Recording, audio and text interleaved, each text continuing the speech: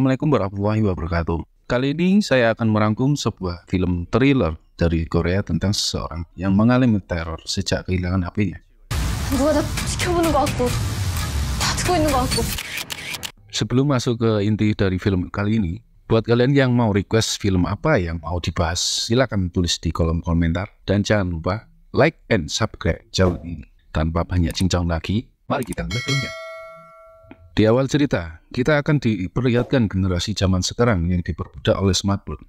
Dari bangun tidur, makan, kerja, sampai tidur lagi tidak akan terlepas dari smartphone. Namun, tidak bisa dipungkiri bahwa smartphone mempermudah segala aktivitas kita dari komunikasi, belanja, percintaan, sampai pengencerita. Semua melalui smartphone. Tanpa kita sadari, semua data dan privasi kita ada di dalam smartphone. Cerita akan berfokus pada seorang perempuan Lee Nami. Kita panggil saja Nami. Saat Nami pulang naik bis dengan keadaan setengah mabuk, ia tak sengaja menjatuhkan HP-nya dan HP itu ditemukan oleh seorang pria. Lalu saya perkenalkan dengan tokoh antagonis kita bernama Jung Young. Kita panggil saja Joko. Dan sudah bisa ditebak bahwa yang menemukan HP Nami tadi malam adalah si Joko ini. Joko ini sangat rapi dan bisa dilihat dari cara dia menjawab telepon teman Nami dengan merubah suaranya dengan suara wanita. Karena Nami pulang dalam keadaan sangat mabuk, dia sampai tidur di halaman rumahnya dan dibangunkan temannya. Ketika dia benar-benar sudah bangun, dia kebingungan mencari HP-nya. Sedangkan Joko sedang sibuk melihat isi dan medsos Nami. Di sini kita akan dibuat terkesan dengan bagaimana sifat perfeksionisnya Joko ini. Dia sudah menyiapkan jawaban apa saja yang akan ditanyakan oleh teman Nami. Lalu merubahkan ke suara perempuan. 안녕하세요. 저 핸드폰 주인인데요. 안녕하세요. Lalu cerita berpindah kepada pihak kepolisian yang menemukan mayat terkubur dengan keadaan mengenaskan. Polisi itu mengatakan pembunuhan yang dilakukan sangat terencana. Dan terdapat sebuah botol nutrisi tanaman di tubuh korban. Tidak jauh dari tempat ditemukan mayat itu, Pak Detektif menemukan sebuah pohon plum yang terdapat tulisan Woo Jun Young. Ternyata itu adalah pohon kenangan yang dulu ditanam oleh Bapak Detektif dan anaknya.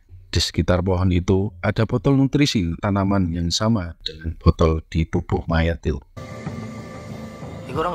Bapak Detektif tidak percaya dengan temuannya. Apakah anaknya terlibat dalam pembunuhan sadis ini? Joko berusaha membuka password HP Nami, namun tetap gagal, akhirnya merusak HP tersebut. Lalu scene berpindah pada Nami yang bekerja di sebuah kafe. Kafe itu adalah milik ayahnya sendiri. Lalu dia ditelepon oleh orang yang menemukan HP-nya. Orang itu berkata tidak sengaja merusak ponselnya dan telah memperbaikinya. Nami disuruh untuk mengambilnya di toko servis yang telah ditentukan. Singkat cerita, Nami telah sampai di tempat servis. Tempat itu ternyata adalah tempat servis si Joko. Tanpa Nami sadari, Joko memasukkan sebuah aplikasi tambahan ke HP Nami.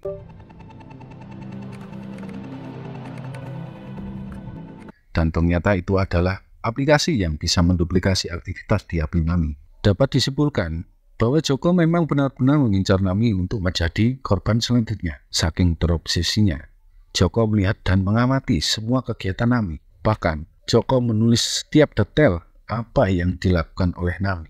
Memang Nami sangat ketergantungan dengan HP. Kemanapun dan dimanapun HP selalu dia genggam. Maka dengan mudah Joko mengamati setiap rutinitas Nami. Yang lebih mengerikan lagi, Joko dapat dengan mudah masuk dalam rumah Nami karena sudah tahu password pintu dan jadwal pulang Nami. Di sisi lain, polisi terus mencari informasi tentang keberadaan Woo yang diyakini sebagai pelaku utama pembunuhan di kebun kemarin.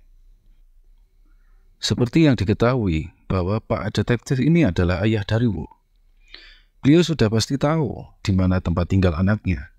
Lalu, Pak Detektif langsung menuju kontrakan Joko dan melihat ada banyak sekali bukti di dalam kontrakan Joko. Namun, sampai sini detektif tidak mau langsung menangkapnya karena dia belum yakin bahwa anaknya adalah pembunuh. Joko yang baru pulang menyadari bahwa ada seseorang di dalam. Dia mengintip dari jendela luar dan tahu bahwa itu adalah ayahnya. Sedikit background dari Joko dan Pak Detektif ini. Rupanya 7 tahun yang lalu, Joko yang ambek-ambekan dengan ayahnya kabur dari rumah yang sang ayah tidak pernah mencari keberadaan Joko. Joko pun menganggap bahwa ayahnya tidak sayang lagi kepadanya. Lalu Joko mengirimkan pesan kepada Pak Detektif, yaitu sudah lama tidak bertemu ayah. Lalu dia sengaja memancing ayahnya keluar agar bisa mengambil barangnya dan kabur dari situ. Ayahnya benar-benar tidak mengerti kalau dia sedang dipermainkan oleh Joko. Ketika Pak Detektif kembali ke kontrakan, kondisinya sudah berantakan dan barang bukti sudah tidak ada. Setelah kabur dari kontrakannya, Joko mengunjungi kafe ayah Nami. Ayah Nami menyadari bahwa Joko ini adalah orang aneh. Dia menyuruh Nami untuk menjauhinya. Tapi Nami malah mengomel pada ayahnya dan meninggalkannya. Nami, apa? Disadari, di situ Joko melihat percakapan mereka dari kamera ponsel Nami. Setelah sampai di kamarnya, terlihat ada bayangan lewat di depan jendela Nami. Tiba-tiba ada yang membuka pintu rumah Nami. Dan ternyata itu adalah teman Nami yang ingin menginap di rumah Nami. Nami kaget, kenapa temannya tiba-tiba ke sini?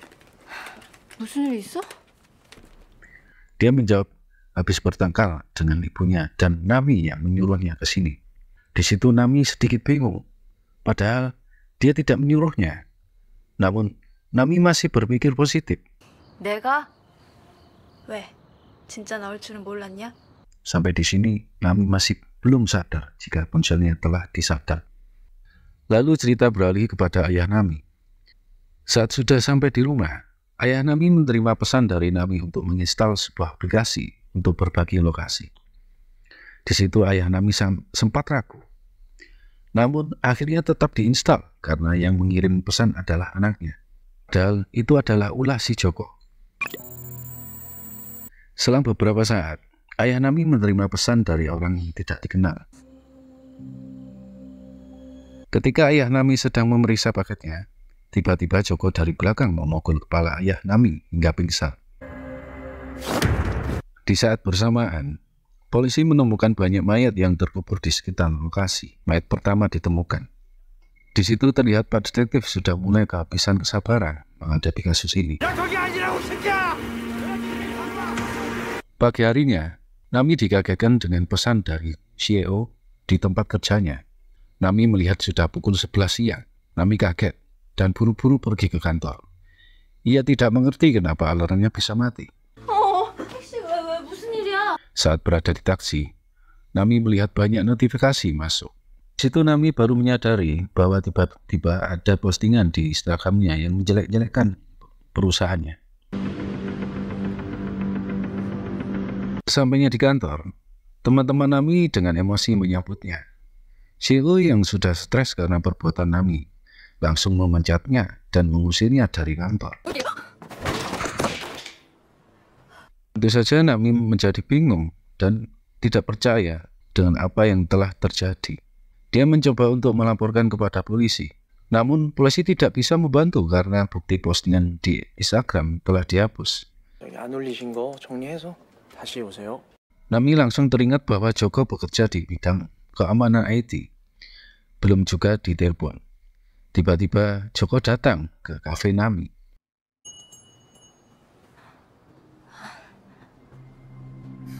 Nami yang kebetulan membutuhkan bantuannya tidak curiga kenapa Joko datang di saat yang tepat. Di situ Joko dengan cerdik menghasut Nami jika yang meretas HP-nya adalah teman dekatnya. 되어 있잖아요. 남희 씨 말대로 다운받은 흔적이 없어요. Joko berkata bahwa HP itu tidak bisa dikendalikan dari jauh dan harus ada orang dalam yang mengaksesnya. Kebetulan semalam teman Nami menginap di rumahnya. Dari situ Nami berpikir negatif kepada temannya karena kondisi itu sangat tepat sebelum semua kekacauan ini terjadi. Teman Nami yang sakit hati dituduh telah melakukan ini semua. Akhirnya pergi dan tidak mau bertemu dengan Nami lagi. 연락하지 마. Lagi-lagi rencana Joko berjalan sangat mulus. Joko berhasil menyingkirkan orang-orang terdekat Nami dengan sangat rapi. TKP polisi telah menemukan 7 mayat yang dikubur di sekitar hutan. Pak detektif langsung menuju tempat servis Joko untuk mencari bukti lainnya. Joko yang sudah mengetahui akan hal itu telah mengosongkan tempat servisnya dan mengacak-acaknya seolah memang menantang ayahnya. Di saat itu juga Nami datang di waktu yang tepat ketika Pak detektif ada di sana.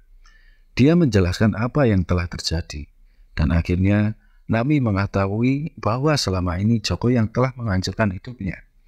Lalu Nami dan Pak detektif merencanakan untuk menjebak Joko di rumah Nami. 이거 다 제자리 돌려놔야죠. Kemudian Nami menghubungi Joko agar ke rumahnya untuk mengecek apakah laptopnya juga diretas seperti ponselnya. Joko pun dengan senang hati menerima ajakan tersebut. Sebelum pergi ke rumah Nami, Joko mengubah penampilannya. Dia memotong rambutnya dan meninggalkan kacamatanya. 안경 벗으면 좀 괜찮을 것 같기도 하고. Di depan rumah Nami, Pak detektif dengan buru-buru menodongkan pistol dan ingin menangkapnya. Namun, karena sudah berganti penampilan, Pak detektif tidak mengenalinya dan membiarkannya lolos padahal sudah di depan mata. Inilah sikap yang luar biasa dari Joko. Dia sama sekali tidak takut dan gugup ketika berhadapan dengan masalah yang datang tiba-tiba. Sehingga dengan mudah Joko bisa terbebas dari jebakan Pak detektif.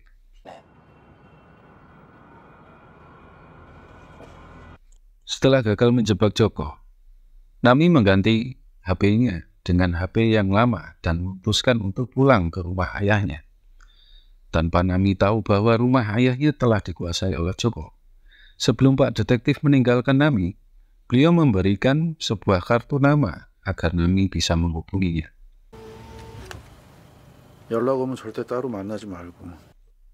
Nami masuk ke rumah dan didapati rumah dalam keadaan sepi. Dia melihat kamar ayahnya dan mengira ayahnya sudah tidur. Lalu, dia pergi ke kamarnya sendiri dan ia menyalakan ponsel lamanya. Tak lama berselang, Joko mengirimkan pesan kepada Nami. Dia bertanya, "Apakah kamu ganti HP?" Nami pun kaget. Kenapa Joko bisa mengetahuinya? Tanpa Nami sadari, ponsel lamanya ternyata juga dipasangi pengintai sama dengan ponsel sebelumnya. 이 새끼가 있을 때. Ketika menelpon Joko, suara HP-nya justru terdengar dari atas kamar. Seketika, Nami langsung memeriksa kamar ayahnya. Dan ternyata ayahnya tidak ada di situ. Ketika sedang mencari ayahnya, tiba-tiba Joko muncul dari balik sofa dan tersenyum bahagia. Nami bertanya, kenapa Joko melakukan semua ini padanya? Joko menjawab, karena dia menemukan HP-nya. Sungguh alasan yang sangat membangkangkan. Hanya karena menemukan HP sampai tega menghancurkan hidup seseorang. Dan ayah Nami disekap di dalam bak kamar mandi yang berisi air dengan keadaan pingsan. Karena takut ayahnya mati, Nami terpaksa mengikuti semua perintah Joko. Tapi dengan wajah psikopatnya, Joko tetap menenggelamkan ayah Nami dalam bak itu. Joko yang sudah yakin semua berjalan sempurna tiba-tiba menemukan kartu nama detektif. Dan ia menemukan pesan bertuliskan, tidak akan mengirim pesan dan hanya telepon. Joko langsung kaget dan melihat Pak detektif datang. Diam-diam melihat belakang. Akhirnya, Joko pun tertangkap dan dihajar oleh detektif. Ketika sedang menghajar Joko, Pak detektif ditelepon oleh temannya. Mereka menemukan mayat yang tenggelam di pinggir danau dan telah memeriksa bahwa itu adalah anak Pak detektif. Pak detektif terkejut. Lalu siapa orang yang dihadapannya saat ini? Dan ternyata Joko bukanlah anak Pak detektif. Dia adalah orang yang menggunakan identitas anak Pak detektif. Beliau yang sebenarnya sudah mati dan menjadi korban pertama psikopat. Di saat itu, teman detektif berusaha menyelamatkan ayah Nami yang sepertinya sudah meninggal karena kehabisan nafas. Nami yang mulai sadar dengan tatapan penuh dendam menghampiri Joko dan menembaknya berkali-kali. Namun tidak sampai membunuhnya. Dan ketika ayah Nami siuman, dengan penuh haru Nami memeluk ayahnya. Dan Joko pun ditangkap. Pesan yang bisa diambil dari film kali ini adalah gunakan smartphone kalian secara bijak. Jangan berlebihan, karena semua yang berlebihan itu tidak baik. Buat kalian yang mau request film apa yang mau dibahas, silakan tulis di kolom komentar. Dan jangan lupa like and subscribe channel ini.